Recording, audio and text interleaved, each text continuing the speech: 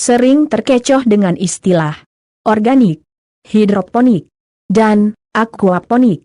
Nah, berikut ini penjelasannya. Mungkin saat ini masih banyak yang membahas tentang gaya hidup sehat untuk menjaga kelestarian bumi.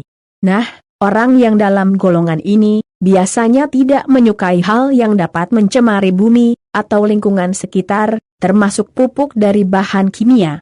Maka, pilihan yang tepat untuk itu adalah berkebun dan bertanam dengan metode alami atau organik. Lantas, seperti apakah metode organik?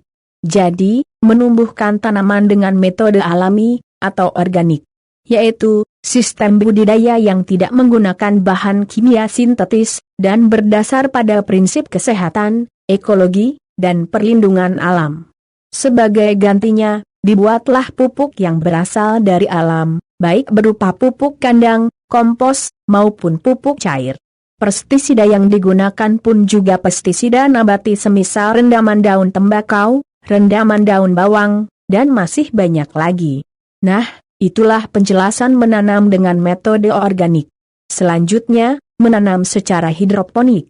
Menanam secara hidroponik sejatinya adalah perihal pemilihan media tanam. Sesuai dengan namanya hidro, atau air.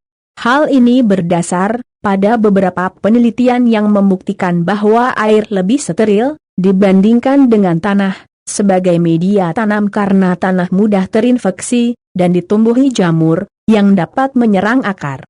Menanam secara hidroponik biasanya menghasilkan tanaman yang lebih subur, jarang terkena hama, bahkan dapat mempersingkat masa panen. Tapi, menanam secara hidroponik bukan berarti organik, karena dapat menggunakan pupuk kimia maupun pupuk organik. Hanya saja pertumbuhannya lebih terpantau dan terukur.